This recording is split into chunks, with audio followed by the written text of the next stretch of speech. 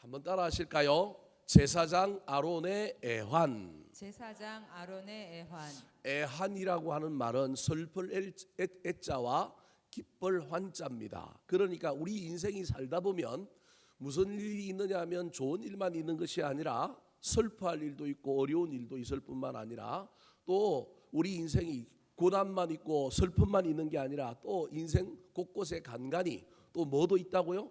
기뻐할 일도 있어서 우리 인생이 살기도 좋은 것도 아니고 그렇다고 너무 괴로운 것만도 아니다라고 하는 의미를 담고 있습니다. 인간 중에 애환이 없는 사람은 없습니다. 다 잘 사는 것 같지만 뚜껑을 잘 열어놓고 보면 그 가운데 고난이 있고 아픔이 있고 눈물이 있는 사람들도 숨겨져 그 안에 있는 것이고요. 어떤 사람은 너무 힘들고 어려워 보이지만 그 어려운 가운데서도 보석과 같은 기쁨 또 그 즐거움과 의미를 찾아내고 있는 사람도 있습니다. 오늘 본문에 나오는 아론의 이야기에서 이 아론이라고 하는 사람의 기본적인 이야기를 저와 여러분은 좀 이해하고 넘어가야 하는데, 하나님은 어려운 사람, 똑똑한 사람을 뽑아서 제사장을 삼은 게 아니었다라는 겁니다.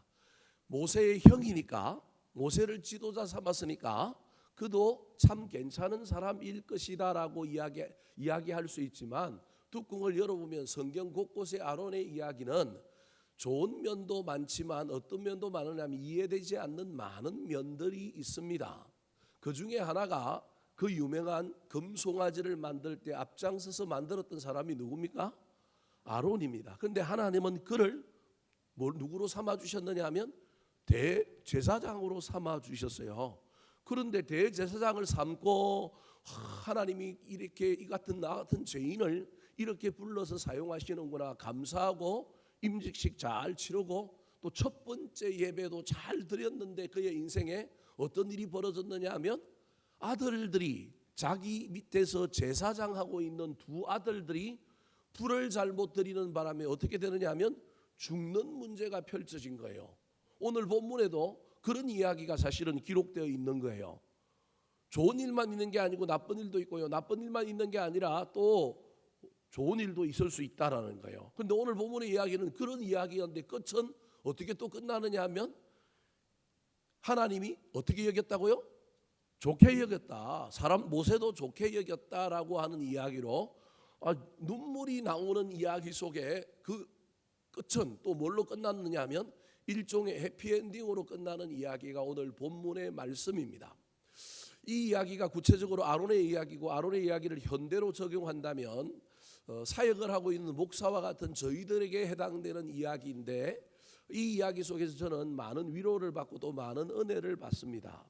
이 이야기 속에서 하나님이 목사인 나에게 주시는 놀라운 은혜가 있구나. 그러면서 또 한편으로는 이건 목회자들이나 사역자들에게 해당되는 이야기가 아니라 모든 그리스도인들에게 일어날 수 있는 이야기구나. 우리 모두 눈물이 앞을 가리는 일들이 있고 또 너무 힘들고 어렵지만 그 속에도 하나님이 주시는 놀라운 은혜가 있는 애환을 가진 인생이구나. 중요한 건 애자가 먼저 나오든 환자가 먼저 나오든 뒤에 무엇으로 끝나든지 간에 그 일들 속에서 중요한 것은 여전히 길을 걸어가고 있고 여전히 무엇인가를 하고 있는 이 사실이 중요하구나라고 하는 것을 깨닫습니다.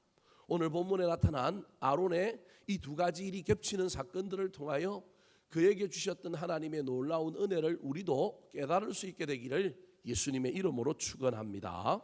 자, 그렇다면 아론에게 있었던 애환은 어떤 애환일까요? 그리고 그 애환 속에서 우리가 해야 할 일은 무엇일까요? 애환이 있어도 저와 여러분이 그 뜻을 깨닫지 못하면 우리 인생 앞에 그냥 슬픔과 기쁨이 교차할 뿐이요, 그 기쁨과 슬픔 속에 저와 여러분이 해야 할 일들이 있는데 그것을 깨달아야 하지 않겠습니까? 첫 번째 오늘 본문에 나타난 제사장 아론의 애환입니다. 따라 하시겠습니다. 마음대로 안 되는 자식 문제가 있습니다. 마음대로 안 되는 자식 문제가 있습니다. 자식 농사 잘 짓고 자식이 잘 되는 사람은요, 여러분 하나님께 진짜 감사해야 됩니다. 뭐 부자가 되고 뭘 이런 것도 중요하지만 자식들이 신앙 안에서 잘 자라고 세상적으로도 무엇인가 한 몫을 잘 감당하고 뭐 큰 인물이 되지 않더라도 자기 앞가림 잘하고 산다, 그것처럼 감사한 일은 없습니다. 그런데 우리는 그 일을 그렇게 좋은 일이라고 감사할 일이라고 생각하지 않는 경향들이 많습니다. 특별히 한국인들은 기대하고 있는 수준들이 너무 높아갖고 자식들이 어느 정도 뭔가를 하고 있는 것을 인정하지 않습니다. 평균 이상을 하고 있는데도 그게 자랑스럽지 않게 여기는 경향들이 있습니다.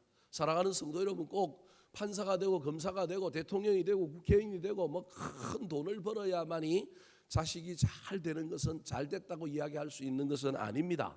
저와 여러분의 인생 가운데 우리 마음대로 되지 않는 자식 문제가 있음을 기억하고 우리 자식들을 잘 응원하고 하나님 뜻 안에서 그 자식들이 우리 주님 안에서 멋진 일을 행하며 나아가는 것을 기뻐하는 저와 여러분이 되었으면 좋겠습니다. 오늘 본문 말씀에 아론이 제사장이 되고 난 다음에 덩달아 네 아들 중에 두 아들이 제사장이 되었는데 이 아들들이 성공하고 난 다음에 문제가 생겼습니다. 자, 1절과 2절 말씀 같이 한번 읽어볼까요? 시작. 아론의 아들 나답과 아비후가 각기 향로를 가져다가 여호와께서 명령하시지 아니하신 다른 불을 담아 여호와 앞에 분향하였더니 불이 여호와 앞에서 나와 그들을 삼키매 그들이 여호와 앞에서 죽은지라. 제사 드리고 예배를 드리고 제사장의 임무를 감당한 지 2번 아니면 3번 정도 되었을 때 또는 뭐 임직식하고 첫 번째 예배 드리고 난 다음에 벌어진 사건입니다.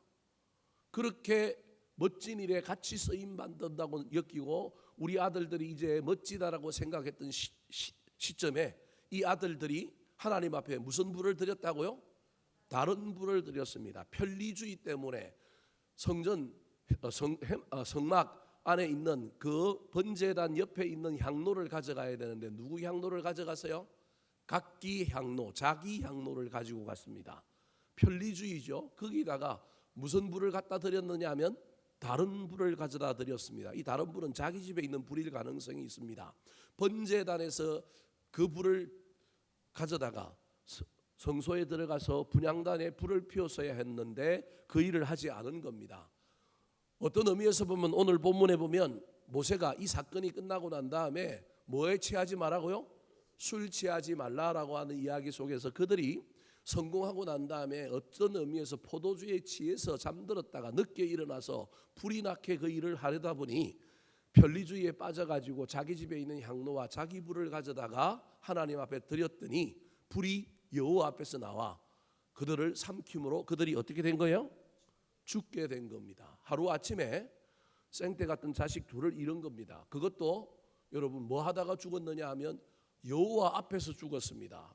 다르게 얘기하면 하나님께서 징계하신 겁니다. 그러면 믿는 자의 입장에서 보면 어떻게 되느냐 하면 이건 빼도 박도 못합니다. 뭐 일하다가 죽어도 세상적으로 뭘 하다가 죽어도 그러는데 하나님이 일을 하다 죽었다. 이건 하나님의 징계요 심판이라는 겁니다. 그러면 주변에서 보는 사람들의 그 눈과 그 입방아와 또 본인이 겪는 마음의 어려움이 얼마나 클까요? 참 난감할 겁니다. 그래서 오늘 본문에 이 사건이 일어나서 너무너무 안타까운데 자기 동생 모세가 지도자로서 하나님의 명령을 전하는데 그 명령이 때리는데 또 때리고 못을 박은데 또 못을 박습니다. 3절 말씀 같이 읽어볼까요? 시작. 모세가 아론에게 이르되 이는 여호와의 말씀이라 이르시기를 나는 나를 가까이 하는 자 중에서 내 거룩함을 나타내겠고 온 백성 앞에서 내 영광을 나타내리라 하셨느니라. 아론이 잠잠하니. 여러분 저걸 간단하게 해석하면 네 자식이 거룩하지 않고 네 자식들이 내 영광을 나타내지 아니하여서 내가 뭐했다? 죽였다라고 하는 의미입니다. 그러니까 그 말을 들은 아론이 한마디도 할 수 없는 내가 자식을 잘못 키웠구나. 하나님에 대한 원망, 분노, 자식이 죽었으니 부모 입장에서는 이런 것도 나올 만한데 그게 아니라 지금 뭐하고 올 수밖에 없느냐 하면 내가 자식들을 잘못 키웠구나. 어쩌면 자신이 죄인인데 자기를 대제사장 삼아주신 놀라운 은혜 때문에 본인은 하나님 앞에 바로 서 있지만 자기 입장에서 보면 자기 자식들이 소위 말하는 깜이 안 되는데도 불구하고 하나님이 불러주신 놀라운 은혜가 있었는데 자식을 제대로 건사하거나 자식을 제대로 키우지 못하고 교육하지 못했다라고 하는 것을 사실은 누가 깨닫게 되느냐 하면 아론이 깨닫게 되는 장면이라고도 할 수 있습니다. 아무 말 하지 못했다는 것은 하나님의 그 권위적인 행위 앞에 아무 할 말이 없다라고 하는 걸 넘어서서 그가 유구무원인 거예요. 다르게 얘기하면 이 자식의 죽음은 누구 책임이다? 내 책임이다 라고 이야기하고 있는 겁니다. 여러분, 이쯤 되면 아론은 어떻게 해야 될까요? 뭐 여러 가지 마음에 막 여러 가지 이야기가 생각들이 올라올 텐데 일반적인 멘탈이라고 하면 이쯤 되면 나 이거 하겠다 못하겠다? 못하겠다. 여러분, 이 감정이 훨씬 더 이 아론의 마음속에 들어오게 될 것입니다. 사랑하는 성도 여러분, 자식과 아버지의 문제로 놓지 말고 저와 여러분의 인생 앞에 자식이라고 하는 것을, 오늘 본문에 나오는 자식이라고 하는 것을 내 마음대로 되지 않는 일, 내 뜻대로 나타나지 않는 결과라고만 생각을 해봅시다. 흔히 내 마음대로 되지 않고 내 뜻대로 되지 않을 때 저와 여러분은 실망하고 좌절하여 그 길을 포기하거나 우리는 모든 것을 내려놓을 때가 얼마나 많은지 모릅니다. 오늘 본문의 이야기가 우리 모든 인생에게, 믿는 사람들에게 하나님이 주시는 이야기 속에 담겨 있는 의미가 우리 뜻대로 되지 않고 우리 마음대로 되지 않는다고 하나님이 나에게 주신 사명을 내려놓으면 된다 안 된다? 안 된다. 말은 쉽지만 사실은 이런 상황 앞에 들어가면 참 어렵습니다. 근데 이 일 앞에 그래도 묵묵히 잠잠하고 도망가지 않고 그 역할을 감당한 사람이 누구라고 얘기하고 있느냐 하면 아론이었다. 아론이 잘난 건 하나도 없고요. 정말 죄인인데 그의 자식들도 은혜로 그들이 제사장이 되었다고 한다면 정신을 차리고 성화를 이루고 하나님 앞에 거룩해져야 하는데 제사장이 되고도 옛날 버릇을 버리지 못한, 신실하지도 못하고 성실하지도 못하는 그 태도 때문에 하나님 앞에 쓰였으면, 우리 하나님 앞에 쓰이면 더 근엄하고 더 신실하고 더 하나님께서 주시는 그 말씀 앞에 온전히 서야 되는데 그렇지 않고 그냥 쥐만 물려받은 이 아들들, 그 아들들이 죽었다고 하는 이 이야기 속에 우리는 그냥 인간적인 부모와 자식 관계, 우리가 귀하게 여기는 관계 속에서 생각할 수 있지만 우리는 이 이야기 속에서 또 다른 우리 개인의 사명과 관련된 이야기로 전환해서 생각해 볼 필요도 있습니다. 제가 대학을 다닐 때 예수를 그래도 꽤 잘 믿었습니다. 선교단체에서 열심히 활동을 하고 신앙생활을 열심히 했습니다. 대학 다닐 때에 같은 학과에 목사님 아들들이 들어 있었는데요. 딱 두 부류입니다. 목사님 아들들이 대학 왔는데요. 아주 신실한 아이들이 있는가 하면 아주 이상한 아이들이 있습니다. 뭐 제가 같이 놀았으니까, 저도 뭐 같이 놀았으니까 다 알지요. 그때 저하고 놀았던 아들 중에 하나가 저 강서에 가면 경양교회라고 하는 교회가 있는데 거기에 아들이 석기현이라고 하는 아들인데 같은 외대를 나왔는데 거기가 저하고 같이 놀았거든요. 대학교 1, 2학년 때는 저하고 같이 완전히 남봉꾼으로 놀고 그랬는데 그 아버지 후임을 이어서 지금은 목회를 잘해요. 뭐 위선적이다 제가 그렇게 얘기하는 게 아니라 젊은 시절에 한때 방황하고 젊은 시절에 우리가 헷갈릴 때가 있단 말이에요. 뭐 저도 그 시절만 놓고 보면 여러분에게 절대 목회자로서 자랑할 수 없는 인생의 이야기들이 있으니까, 그래서 인생을 여러분 옛날에 과거의 모습을 보고 지금 모습을 보고 난 다음에 저거 이선적이다 가짜다고 이야기하지 말고 현재의 그가 어떤 삶으로 살고 있는가를 보고 판단해 주는 것이 훨씬 좋을 것 같습니다. 제가 지금 무슨 얘기를 하려고 하느냐 하면요, 그때 보았던 목사님의 자녀들이 상처가 많아요. 교인들 속에서 또는 작은 교회 목사님의 자녀들은요, 교회에서 자기 아버지가 교인들과의 관계에서 갈등하고 장로님들이나 또는 교회의 위세가 있는 사람들이 존중하지 못하고 뭐 이런 이야기.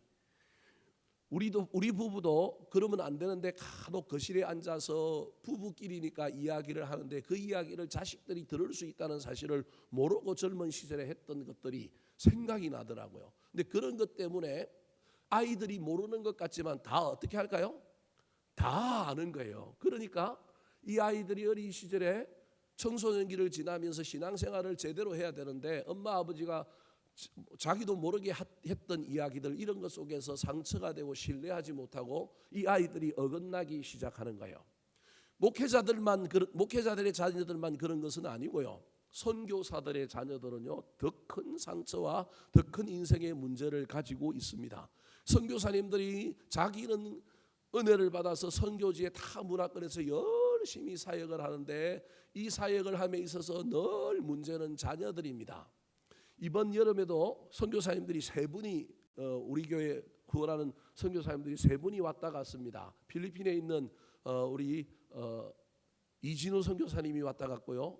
오늘 주만중 선교사님이 이제 비행기를 타고 다시 들어갔습니다. 지난주 우리 교회 왔던 그리고 우리 우간다에 있는 허정도 선교사님이 지난주에 들어와서 우리 다음 금요일 날 한번 설교 시간이 금요일밖에 안 돼서 설교해라라고 이야기하는데 이 선교사님들이 왔습니다.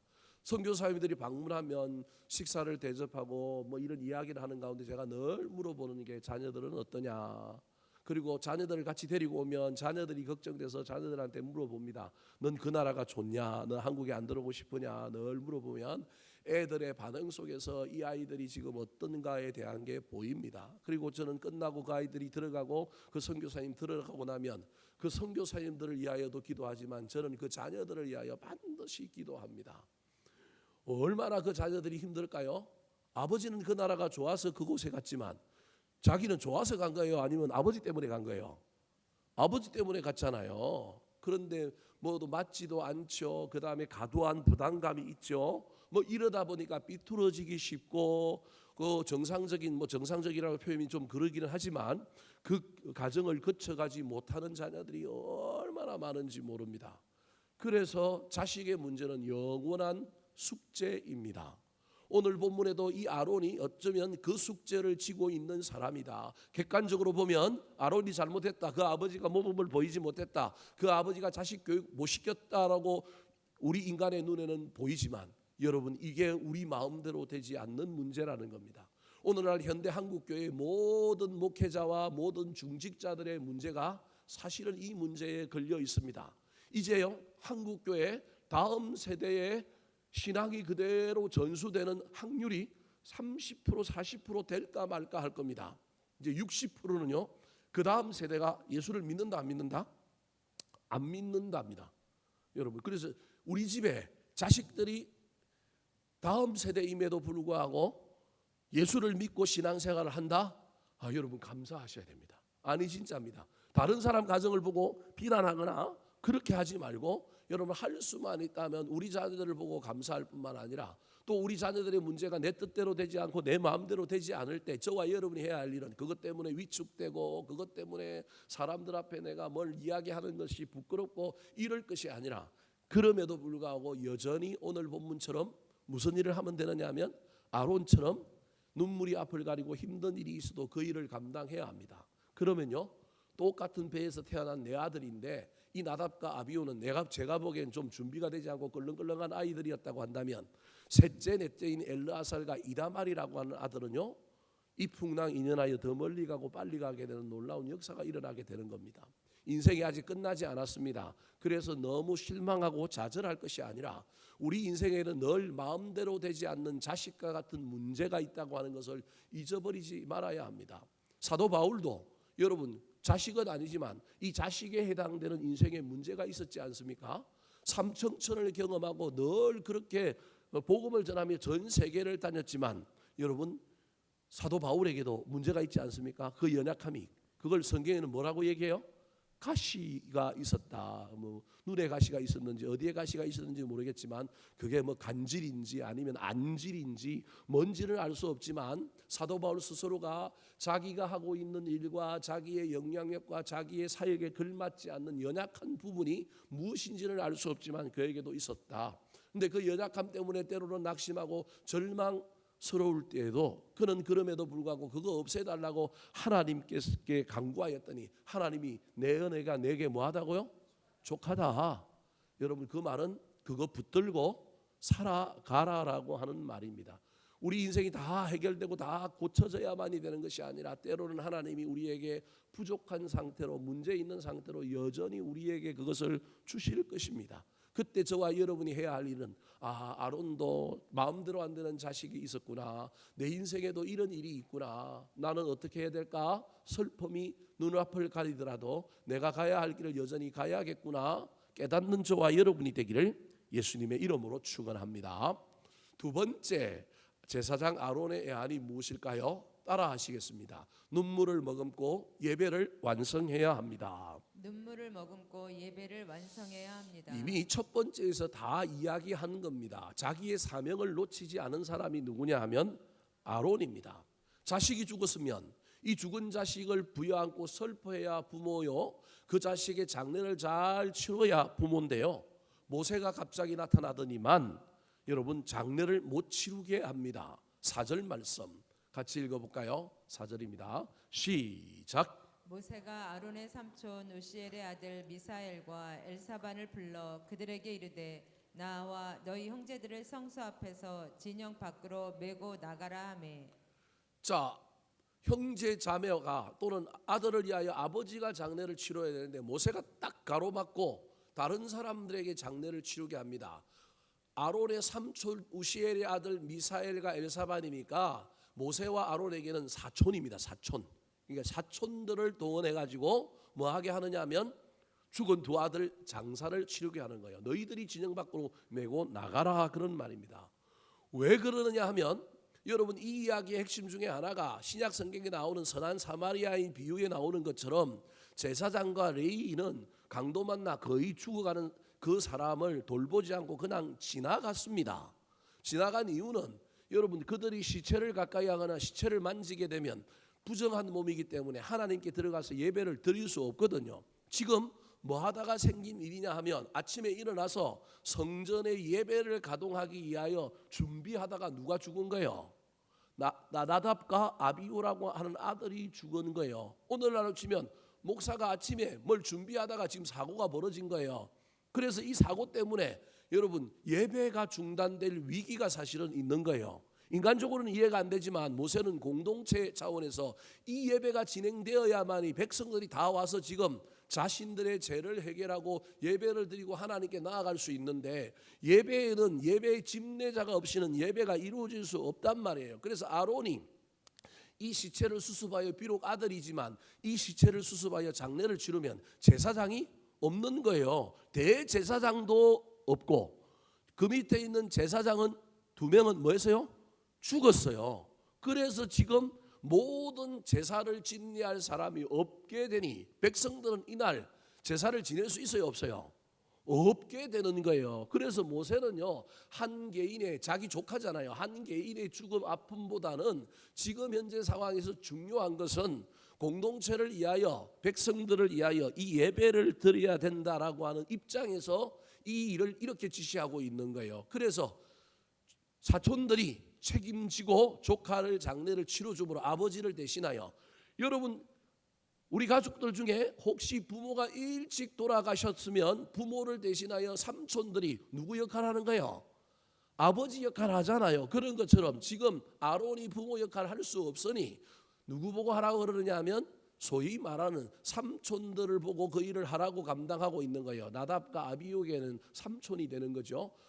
이 아론에게는 사촌이 되는 거고, 뭐 여하튼 뭐 대수를 지나가서 보면 그렇게 되는 사람들에게 이 장례를 치르게 한 거예요. 그래서 그들은 정결법에 의하여 시체를 범했으니 진영 안으로 못 들어오는 거예요.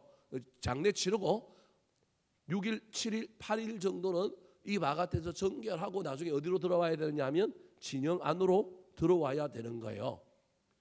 모세가 이렇게 한 이 이야기 속에 우리는 아이고, 어떤 의미에서 보면 참 이거 너무 심하다. 인간적인 눈으로 보면 부모가 자식 장례 치르고 자식을 위하여 울어야 되는데 라고 하는 안타까움이 우리 가운데 있을 수 있습니다. 선한 사마리아인 비유도 이런 차원에서 본다면 제사장과 레위인들이 이 일을, 여러분 그 강도 만난 사람을 제대로 돌보지 않은 것에 대하여 어느 정도 정당성이 있고 그 사람들을 너무 뭐라고 할 수는 없습니다. 그런데 그 선한 사마리아인 비유와 오늘 이 이야기는 차원이 다릅니다. 선한 사마리아인 비유에 나오는 제사장과 레위인은 예루살렘을 올라갈 때 강도를 만난 게 아니고 뭐 할 때 만났어요? 예루살렘에서 여리고로 내려올 때 만난 겁니다. 만약에 이 비유가, 선한 사마리아의 비유가 거꾸로 된 비유였다고 한다면 저는 어느 정도 목회자 입장에서 저는 인정하겠습니다. 근데 이 이야기의 세팅이 예수님이 의도적으로 어떻게 해놨느냐 하면 여러분 거꾸로 내려오는 걸로 한 겁니다. 그 말은 이 제사장과 레위인은 자기 고향에서 당번에 해당되어 가지고 예루살렘 성전에 올라가서 자기 조에 그 해당되는 성전의 예배 봉사를 지금 마치고 자기 고향으로 뭐 하고 있는 거예요? 내려가고 있는 중이라고 하는 의미가 그 이야기 속에 담겨 있는 겁니다. 제사장들이 상주하면서 그 모든 일을 했던 사람들이 있는가 하면 제사장들 중에 아론과 그의 아들은 상주 제사장입니다. 늘 있는 사람들입니다. 나머지는 제사장들이 많은데 이 제사장들이 여러분 레위인들과 함께 조를 짭니다.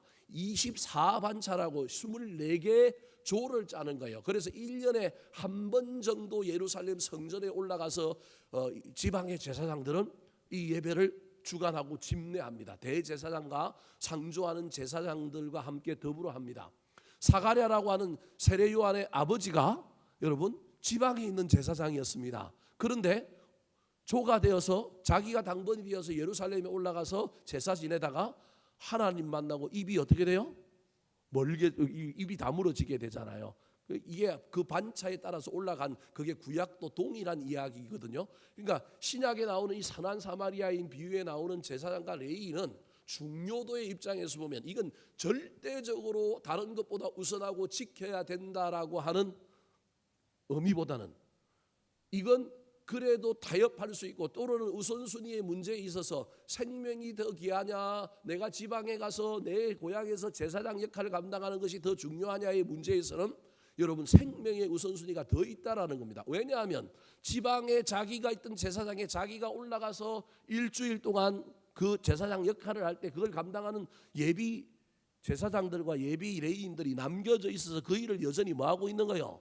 돌보고 있기 때문에 굳이 내가 이 정결법의 규정에 위배되어서 내가 따로 격리함으로 말미암아 내가 있던 공동체에 여러분 피해를 입히지 않는다라고 하는 의미입니다. 우리로 치면 누가 있는 거예요? 부목사가 있는 거예요. 그래서 담임 목사가 한 주 비워도 공동체는 까딱없이 돌아갈 수 있으니 한 주 비는 것이 중요하냐 아니면 생명 하나 살리는 것이 중요하냐의 문제의 선택의 이야기라고 생각할 수 있다라는 겁니다. 그런데 아론의 이야기는 그런 차원을 넘어서서 아론은 대제사장이고 아직은 이 제사장 제도가 활성화되어서 다른 제사장이 있는 상태가 아니라서 유일하게 하나님께 예배를 집전하고 할 수 있는 사람은 누구밖에 없느냐 하면 아론과 그의 두 아들밖에 없는데 두 아들이 죽었으니 남은 사람은 누구밖에 없어요? 아론밖에 없는 거예요. 그런 상황 속에서 모세도 알지요. 아버지의 입장이니까. 모세도 조카가 죽었으니까 그 마음을 알지만 모세는 작은 것보다 더 큰 공동체를 위하여 매몰차게 사실은 아론 앞에서 행동을 하는 겁니다. 이것까지는 이해되는데 그 이후에 이 모세가 아론에게 또 하는 말 하나가 있는데 이것 또한 대못을 받는 이야기입니다. 몇 절에 나옵니까? 자, 6절 말씀 같이 한번 읽어볼까요? 시작. 모세가 아론과 그의 아들 엘라살과 이다말에게 이르되 너희는 머리를 풀거나 옷을 찢지 말라. 그리하여 너희가 죽음을 면하고 여호와의 진노가 온 회중에게 미침을 면하게 하라. 오직 너희 형제 이스라엘 온 족속은 여호와께서 치신 불로 말미암아 슬퍼할 것이니라. 6절에 뭐라고 얘기하고 있냐면 세 번째와 네 번째 아론의 아들인 엘르아살과 이다말에게 울면 된다 안 된다. 울면 안 된다. 그리고 머리를 풀어 헤치지도 말아라라고 이야기합니다. 여러분 왜 저렇게 이야기하느냐면 머리를 풀어 헤쳤다라고 하는 의미는 여러분 회개의 의미가 들어와 있습니다. 저 회개하는 거 뭐가 나쁩니까? 그리고 머리를 풀어 헤쳤다라고 하는 의미 속에는 무슨 말이 들어있느냐 하면 죄인이다라고 하는 의미가 있습니다. 근데 모세가 셋째 넷째 아들 보고 조카들 보고 그 일을 하지 말라는 거예요. 그리하여야 너희가 뭘 면하고 죽음을 면하고 여호와의 진노가 온 회중에게 미침을 면하게 해줄 거다. 그러니까 모세는 철저하게 지금 공동체의 포커스가 가 있는데 이 엘르아살과 이다말을 뭘로 삼아야 되느냐 하면 제사장으로 삼아야 되는 거예요. 그런데 제사장으로 삼으려면 어떻게 해야 되느냐 하면 다시 제사장 임직식을 해야 되는데 지금 임직식을 할 수 있는 상황이 아니에요. 간이로 해야 되는 거예요. 간이로 해야 되는데 이때 울어버리거나 머리를 풀어 헤치면 일종의 뭐가 되냐면 죄인이 됨으로 말미암아 속죄제부터 시작해갖고 또 다시 다 드려야 되는데 그러려면 7일간 또 격리를 해야 되고 그럼 이래야 되는데 그러면 일이 안 되는 거예요.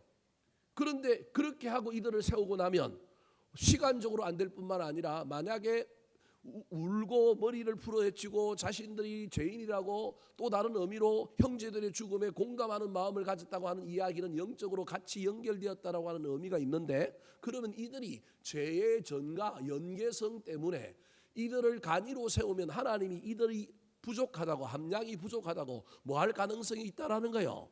이들도 죽일 수 있는 가능성이 있다라고 판단한 사람이 누구냐면 모세예요. 그래서 너희 절대 그러지 말아라는 거예요. 심정에 동요가 있고 변화가 일어나지 않은 것처럼 행동해라. 그래야만이 너희도 살고 너희들 때문에 이스라엘 백성들도 죄를 회개하고 예배를 드림으로 그 형제들이 전부 다 살 거다 라고 이야기하면서 마지막에 뭐라고 얘기하냐면, 오직 너희 형제 이스라엘 온 족속은 여호와께서 치신 불로 말미암아 뭐 할 거라고요? 슬퍼하라는 거예요. 다르게 이야기하면 무슨 말이냐면, 형제들이 죽은 죽음에 안타까워서 슬퍼하지 말고 하나님이 진노하신 그 하나님의 진노 앞에서 우리가 온전치 못했다라고 하는 회개의 눈물은 흘리되, 죽음, 인간의 죽음 앞에서 연민하여 동정하여 눈물은 뭐 하지 말라고요? 흘리지 말라는 거예요. 여러분, 인간적으로 보면 이게 얼마나 아픈 말이에요. 인간의 감정은 그렇지 않잖아요. 그런데 모세는 지금 철저하게 울라면 안타까운 죽음이라고 울지 말고, 우리가 하나님 앞에 바로 서지 못하고 우리가 제대로 된 제사장 일꾼이지 못하였다라고 하는 것 때문에 울어라, 그런 말입니다.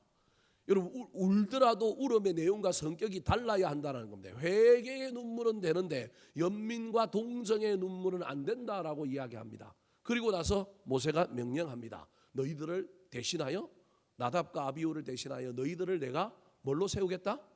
제사장으로 세우겠다. 자, 7절 말씀 같이 한번 읽어볼까요? 시작. 여호와의 관유가 너희에게 있은즉 너희는 회막문에 나가지 말라. 그리하면 죽음을 면하리라. 그들이 모세의 말대로 하니라. 관유를 부어서 임시 제사장으로 삼았다라고 하는 의미가 저 안에 있는 것입니다. 모세는 지금 철저하게 제사가 재가동돼야 된다, 예배가 재가동돼야 된다, 그런 이야기를 하고 있습니다. 예전에 우리 교회에 젊은 전도사 하나를 우리 교회에서 데리고 있었는데, 그 전도사가 오후 예배 설교하다가 설교를 제대로 하지 못하고 눈물을 펑펑 흘리다가 완전히 예배를 엉뚱하게 설교를 제대로 끝내지 못한 적이 있습니다.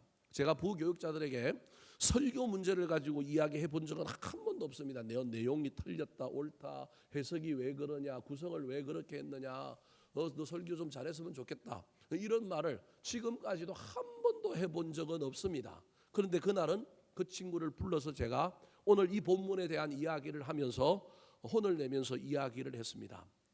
목회자가 될 거면, 넌 지금 전도사인데 앞으로 이 일을 잘 기억해야 된다. 목회자가 될 거면 절대 울면 된다, 안 된다?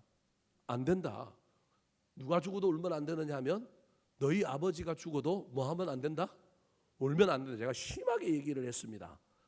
뭐 그렇다고 아주 심하게 얘기한 건 아니지만 그동안의 저의 태도와 달리 그 듣는 사람의 입장에서는 엄청 충격적으로 심하게 들렸을 겁니다. 아무리 눈물을 가려도 안 된다. 어떤 목사님 중에는 아버지가 돌아가셨는데 그날 주일이라고 상주 노릇을 포기하고 주일날 교인들에게 아무 말도 하지 않고 빵긋빵긋 웃으면서 주일날 뭘 드렸다? 예배를 드리고 다 끝내놓고 장로님들한테 이야기하고 오후에 어디를 가더라? 장례식장을 가더라. 그런 얘기를 했습니다. 너 왜 울었냐 그랬더니 친한 친구가 있는데 친한 친구 엄마가 죽었는데 관계가 좋다 보니 그 친한 친구 엄마인가 아버지가 내가 정확하게 기억이 안 나는데 하여튼 그 친한 자기 가족이 죽음이 아니라 친한 친구의 누군가가 죽었는데 그 죽음 때문에 자기가 너무 가슴이 복받쳐서 슬픔이 나와가지고 뭐 설교 내용하고도 전혀 상관없는데 그냥 설교 중에 말을 잊지 못하고 버벅거리다가 울다가 그냥 설교를 나중에 대충 마무리하고 끝냈는데 제가 그거 고쳐줘야 되겠다, 알려줘야 되겠다 싶어서 그때 혼을 내면서 제가 얘기했던 이야기가 오늘 본문의 이야기입니다. 여러분, 이게 목회자입니다. 뭐 이해가 안 될지 모르겠지만 목회자는 이런 삶입니다. 여러분, 목회자만 이런 삶일까요? 저와 여러분이 예수를 믿다 보면 예수 믿는 이야기 속에 여러분 수도 없는 이야기 속에 눈물을 머금고 내가 해야 할 일들을 감당해야 될 일들이 있습니다. 아론의 이야기 속에서 아론이 죄인이요 우상숭배에 앞장섰던 사람이요 실수가 많은 사람인데도 불구하고 하나님이 아론을 쓰시는 이유 중에 하나가 여러분 이거라고 하는 사실을 기억하시기 바랍니다. 훗날 아론이 누이 미리암과 함께 모세한테 모세가 구스 여자를 취했다고 대듭니다. 제가 모세 같으면 잘라버렸을 텐데 모세가 잘라요 안 잘라요? 안 자릅니다. 제가 보기에 그 이유 중에 하나가 오늘 이 본문에 나오는 이 사건이 어떤 의미에서 아론의 위대함 또는 아론의 인생에 자기의 직분되게 만드는 사건이 저는 이 사건이었다고 생각합니다. 인간적인 눈으로는 이해가 안 됩니다. 아들 장례도 못 치르고 그죠? 눈물을 머금고 이 일을 감당하고 있는 이게 얼마나 비인간적이고 얼마나 우리 입장에서 보기에는 이해가 안 되는 이야기지만 여러분 하나님의 입장에서는 이 일은 대단한 이야기입니다.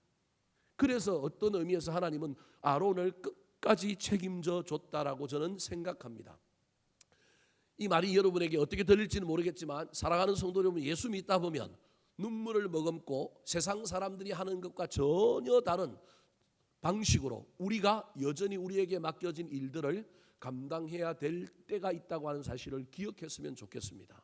나는 내 마음대로 되는 한 자식의 문제뿐만 아니라 눈물을 머금고 그것과 인간적으로 해야 될 옳은 일이 있음에도 불구하고 그 일을 하지 않고 하나님의 식과 방식으로 해야 할 일들이 무엇인가, 특별히 그게 내 개인을 위하는 것이 아니라 공동체를 위하여 내가 눈물을 머금고 해야 할 일은 무엇인가 잘 판단하시고 분별하셔서 우리도 용기를 내어서 이런 일들 앞에 쓰임받는 자가 되기를 예수님의 이름으로 축원합니다. 세 번째입니다. 오늘 본문에 나타난 아론의 애안은 무엇일까요? 따라 하시겠습니다. 진심은 문제도 협력하여 선을 만듭니다. 진심은 문제도 합력하여 선을 만듭니다. 자, 이게 무슨 말일까요? 자, 오늘 본문에 이렇게 나답과 아비후가 실패함으로 말미암아 새로운 두 제사장을 세워서 다시 예배가 가동됩니다. 그런데 이 예배가 가동될 때 두 개의 이야기를 하고 모세가 예배를 출발시키는데 하나의 이야기는 뭐 먹지 말라고요? 술 취하지 말라라고 하는 당부를 합니다. 그것까지는 이해됐는데 그 다음에 당부가 무엇이냐 하면 화목제를 드리고 난 다음에 그 제물을 먹는 문제를 다시 한 번 더 강조하면서 언급합니다. 자, 12절과 13절 말씀 같이 한번 읽어볼까요? 시작. 모세가 아론과 그 남은 아들 엘르아살에게와 이다말에게 이르되 여호와께 드린 화제물 중 소재에 남은 것은 지극히 거룩하니 너희는 그것을 취하여 누룩을 넣지 말고 제단 곁에서 먹되 이는 여호와의 화제물 중 내 소득과 내 아들들의 소득인즉 너희는 그것을 거룩한 곳에서 먹으라. 내가 명령을 받았느니라. 자, 아침에 예배당 장소가 열리고 예배를 준비하다가 나답과 아비후가 죽었는데 새로운 아들 엘르아살과 이다말을 제사장으로 세워서 이제 백성들이 제물을 가지고 오면 예배를 집전하기 직전인데 모세가 그 수많은 이야기들 가운데서 뭐라고 얘기하냐면 화목 제물에 남은 제물은 어디서 먹으라고요? 제단 곁에서 먹으라. 뭘 넣지 말고? 누룩 넣지 말고. 13절에 보면 그 제단 곁을 또 다르게 이야기하는데 뭐라고 얘기하냐면 거룩한 곳에서 먹어라라고 이야기합니다. 이미 다 알고 있는데 이걸 또 이야기하는 거예요. 왜냐하면 이미 다 알고 있는데도 알고 있는 대로 행하지 아니하여서 다른 분을 드렸다가 큰일이 났으니 또 다른 사단이 일어나고 또 다르게 실수할까 봐 모세가 강조하는 이야기가 무엇이냐 하면 화목제물, 남은 제물을 제사장이 먹어야 될 것, 그거 반드시 법규에 따라서 규례에 따라서 제대로 먹어라. 제단 곁에서 거룩한 곳에서 먹어라. 내가 뭘 받았다고요? 명령을 받았느니라. 그리고 이제 이 땅에서 백성들이 가지고 온 제물을 가지고 그날 제사가 진행되었습니다. 어느 정도 진행되는지는 알 수 없지만 이제 제사가 거의 끝나고 마무리되었을 쯤 돼서 모세가 다시 나타났습니다. 모세는 오늘 본문에서는 잔소리꾼입니다. 모세가 나타나서 갑자기 엘르아살과 이다말에게 큰 소리를 치며 화를 냅니다. 왜 화를 냈을까요?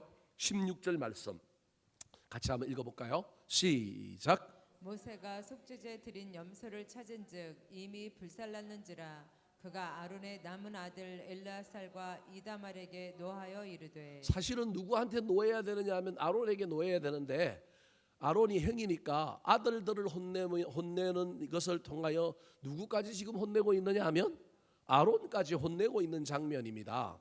남은 염소고기 어디 갔냐는 거예요. 그거 제사장들이 먹어야 되는데 그래야만이 진정한 제사가 완성되는데 그거 먹었냐? 내가 분명히 너희들한테 당부했지 않았느냐? 염소 남은 고기 어디 있느냐? 물은 거예요. 그러니까 엘르아살과 이다말이 대답을 못하는 거예요. 이때 누가 나섰느냐 하면 아론이 나섰습니다. 아론이 나서서 뭐라고 대답을 했을까요? 자, 19절과 20절 말씀 같이 한번 읽어보겠습니다. 시작. 아론이 모세에게 이르되 오늘 그들이 그 속죄제와 번제를 여호와께 드렸어도 이런 일이 내게 임하였거늘 오늘 내가 속죄 제물을 먹었더라면 여호와께서 어찌 좋게 여기셨으리요. 모세가 그 말을 듣고 좋게 여겼더라. 법규는 먹어야 되는데 아론은 지금 안 먹겠다고 결심하고 의도적으로 이 일을 했다는 거예요. 몰라서 실수한 게 아니고 편의주의나 혼합주의 때문에 어쩔 수 없이 안 먹은 게 아니고 이거는 내가 결단하고 결심하여서 내가 진심으로 한 행동이다라는 거예요. 그 행동의 내용이 뭐냐 하면 아들이 죽었는데 내가 아무리 제사장으로 남은 음식 먹어야 되지만 아들 장례도 못 치렀는데 내가 이것까지 먹고 있다고 한다면 내가 인간이다 아니다. 인간이 아니다. 그런 관점으로 그리고 자기가 생각해보니 이건 법규지만 이건 지켜야 되지만 내가 이거 안 지킨다고 우리 하나님이 화를 낼까? 아니 도리어 내가 이걸 먹고 있으면 우리 하나님이 뭐라고 얘기할까?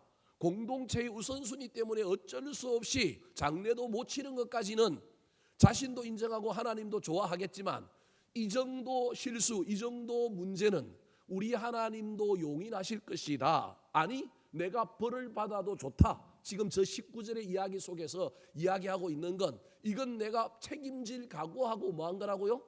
한 겁니다. 이 얘기인 거예요. 그러나 분명히 뭘 어긴 거예요? 법규를 어긴 거예요. 제사장이 남은 제사를 지내고 남은 고기는 뭐 해야 돼요?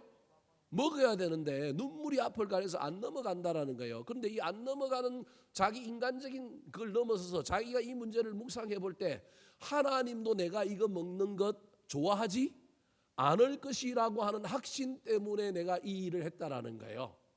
제사가 다 이미 끝났잖아요. 그러니까 이 이야기 속에서 모세가 그 말을 듣고 뭐하게 여겼더라고요? 좋게 여겼다. 분명히 율법의 위반이지만 여러분 이 이야기를 오해하면 의도적으로 막 이런 법을 어기고 막 그래라는 얘기가 아니라 책임질 각오를 하고 내가 이 일을 했다라고 하는 의미가 훨씬 더 중요한 거예요. 우리 하나님이 엄격한 분이지만 구원과 진리의 문제를 제외하고 나머지 소소하고 사소한 문제에는 여러분 그 사람의 동기와 태도와 마음의 문제가 없다고 한다면 우리 하나님이 그거 인정하실 수 있다라는 거예요. 제 말을 듣고 오늘 저녁에 또 집에 가서 내가 벌받을 각오 준비하고 소주 한 잔 먹겠습니다 하는 사람 나오면 골치 아픕니다. 그런 의미가 전혀 아닙니다. 여러분 오해하지 말고 들으셔야 됩니다. 이 이야기를. 아론은 지금 이제 제사장의 모든 역할을 끝나고 이제 예배 이후에 먹는 것까지가 예배의 완성이긴 하지만 인간적으로도 안 넘어갈 뿐만 아니라 고기가 안 넘어갈 뿐만 아니라 이 고기를 내가 먹어야 되는데 이거 먹고 있는 게 하늘에 계시고 있는 하나님이 보고 있으면 그게 어떤 눈으로 보일까? 이게 막 제사드린 백성들과 함께 그걸 막 먹는 기쁨의 그런 걸로 보일까? 내가 이거 먹는데 난 이거 기쁨으로 못 먹고 어떻게 먹을 수밖에 없다고요. 눈물을 흘리면서 먹고 이것도 안 넘어갈 텐데 그걸 법이라고 지켜야 된다고 내가 이거 억지로 먹고 있는 것 우리 하나님이 보고 있으면 이거 기뻐하지 않을 거다. 그래 내가 율법을 어겨서 벌을 받아도 좋으니 나는 이걸 벌 받을 각오를 하고 벌을 안 받겠다는 게 아니고 벌 받을 각오를 하고 내가 이거 책임지겠다고 하는 의미로 모세가 결단하여 아들들에게 자 이거 거룩한 곳 즉 진 바깥에 죄를 버리는 곳에 가서 이거 태워서 뭐 하라고요? 버려라라고 한 겁니다. 그래서 실질적으로 태워버린 건 엘르아살과 누가 했느냐 하면 이다말이 한 겁니다. 어쩌면 모세에게 누군가가 그걸 알려줬을 가능성이 있습니다. 그러니까 모세가 누구를 불러서 혼을 낸 거예요. 엘르아살과 이다말을 딱 불러가고 이미 알고 있는데 보고받아서 알고 있는데 모르는 척 염소고기 어디 갔냐 물어보니까 이다말과 엘르아살도 이것도 자기들도 아는 거예요. 이거 잘못된 일이지만 누가 시켰어요?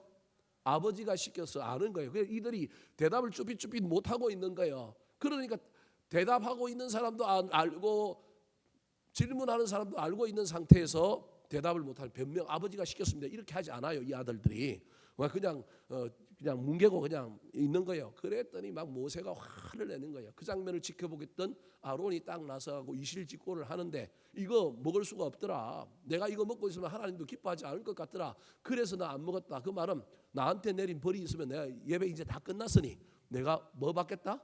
벌 받겠다. 하나님이 나를 대제사장의 직위에서 나를 파면해도 좋다. 오늘 본문에 그런 말은 없지만 어떤 그런 결심과 굳은 결심을 가지고 그가 있는 거예요. 그런데 이걸 모세가 좋게 여겼더라라고 말하는 이 이야기는 모세를 대표하여 누구도 좋게 여겼다고요? 하나님도 좋게 여겼다라는 거예요. 여러분 이 이야기를 저와 여러분이 어떻게 해석해야 될까요? 법을 지키느냐 지키지 않느냐의 문제가 아니라 마음의 태도에 대한 이야기를 지금 하고 있는 거예요. 그래서 아까 세 번째 제가 뭐라고 했냐면 진심은 문제도 합력하여 뭐를 만든다고요? 선을 이루게 한다라는 거예요. 진심으로 어떤 일들에 대하여 정말로 하고 있느냐, 내가 의도적으로 실수로 막 하고 있는 건 아니냐.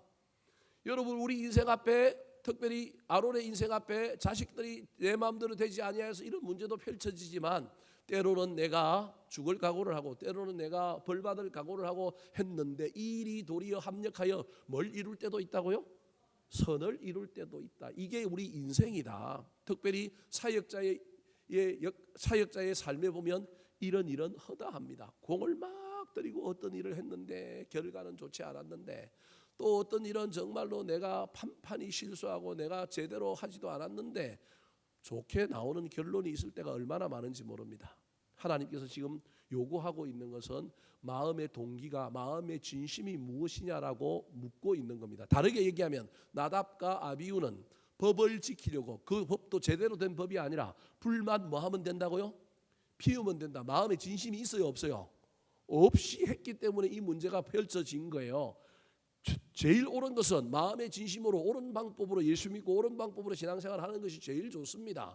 그런데 여러분 때로는 우리 인생 앞에 이런 일들이 있다 할지라도 내가 벌 받을 각오를 하고 또 어떤 일에 있어서 하나님이 원치 않은 일 앞에 우리가 서 있을지라도 내 안에 진심이 있느냐 없느냐를 살펴봤으면 좋겠습니다. 지금 아론이 이 행동을 하고 있는 결론은 내가 먹을 수 있느냐 내 감정이 중요한 게 아니라 시선이 지금 어디에 가 있는 거예요?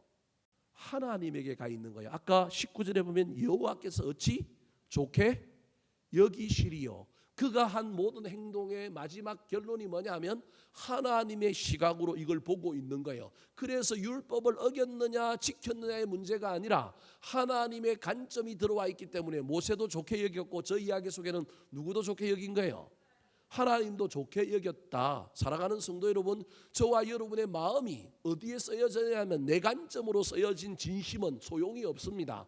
저와 여러분의 진심의 관점이 누구의 관점이어야 되느냐 하면 하나님의 관점으로 보고 우리가 그 일에 최선을 다할 수 있어야 한다는 사실을 기억하여 저와 여러분의 인생 앞에 특별히 목회자인 저는 제 인생의 목회자의 길을 걸어감에 있어서 수많은 어려움이 있을지라도 눈물 앞에서도 여전히 겸손하게 사명을 감당할 뿐만 아니라 뜻하지 않는 기쁨과 좋은 일을 주실 때 교만하지 않고 겸손하게 하나님이 왜 이런 일을 주셨을까 따져보고 생각함으로 말미암아 우리 하나님의 마음을 헤아리는 자가 되기를 소망하며 달려가겠습니다. 여러분도 여러분의 인생길에서 이게 아론의 이야기, 목회자의 이야기일 뿐만 아니라 우리 그리스도인의 이야기일 수도 있다는 사실을 기억하여 내 마음대로 되지 않는 일 앞에 너무 좌절하지 마시고 때로는 눈물을 머금고 해야 할 일이 있다는 것을 기억할 뿐만 아니라 내가 진심을 다해서 어떤 일을 함에 있어서 그 일이 내 관점이 아니라 하나님의 관점으로 바라볼 수 있는 저와 여러분이 되기를 예수님의 이름으로 축원합니다. 한번 따라 하실까요? 제사장 아론의 애환. 제사장 아론의 애환. 마음대로 안 되는 자식 문제가 있습니다. 마음대로 안 되는 자식 문제가 있습니다. 눈물을 머금고 예배를 완성해야 합니다. 눈물을 머금고 예배를 완성해야 합니다. 진심은 문제도 합력하여 선을 만듭니다. 진심은 문제도 합력하여 선을 만듭니다.